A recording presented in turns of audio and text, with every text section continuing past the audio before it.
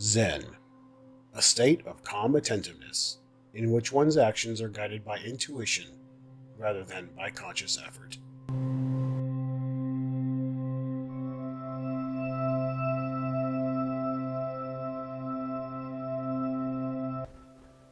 Tell me, have you ever looked at the works of Sergio Calvo, Angel Jaraldez, or other content creators like Maniac or Squidmar, followed their recipes to a T, only to find that your miniature looks absolutely nothing like theirs?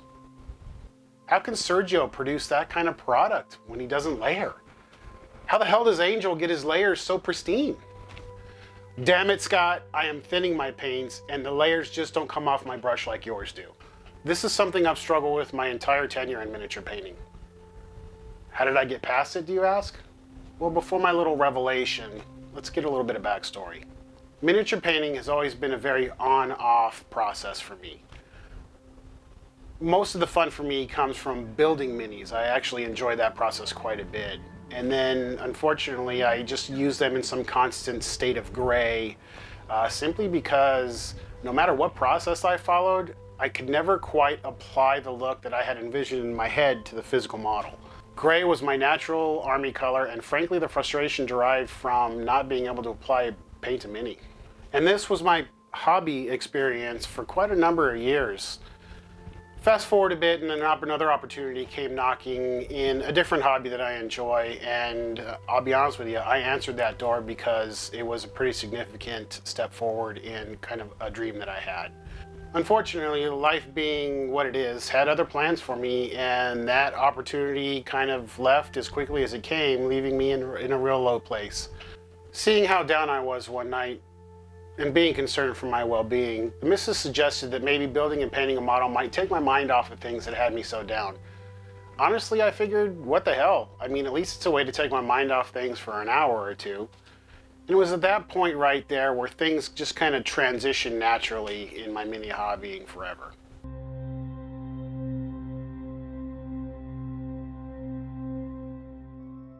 I sat, got my tools prepared, and started building the miniature as I'd done hundreds of times before.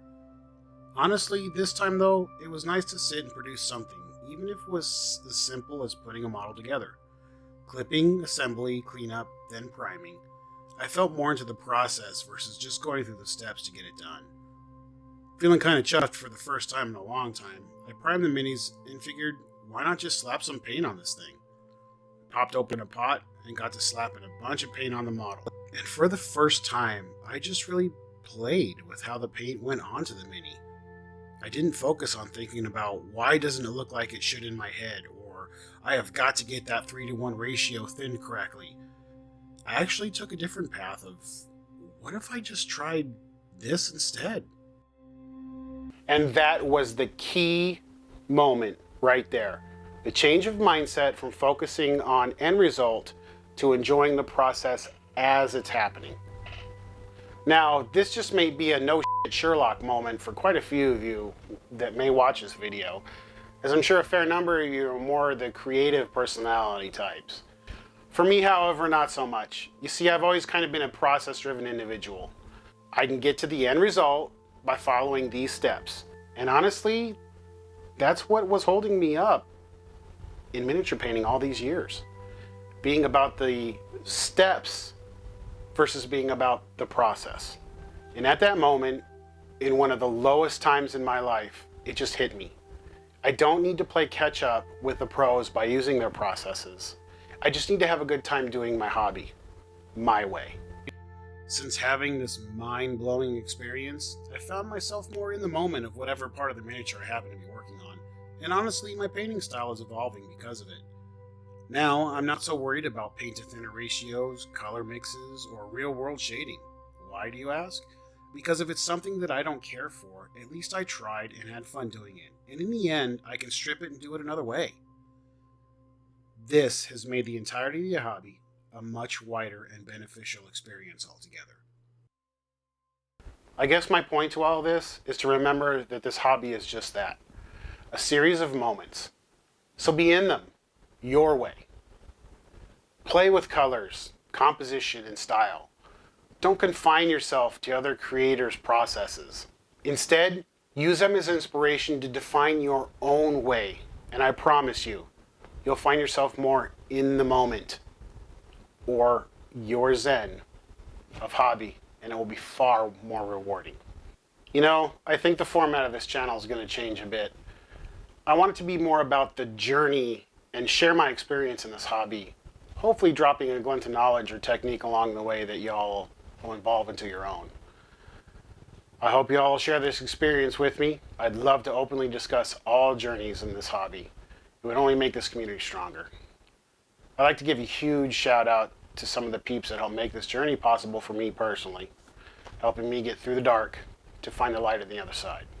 The Mrs. Yoshi, of course. Without her, I would be a lost soul.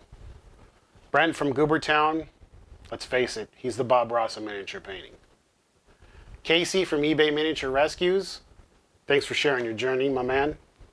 Scott the Miniac, for opening up the world to your creative process and keeping things moist.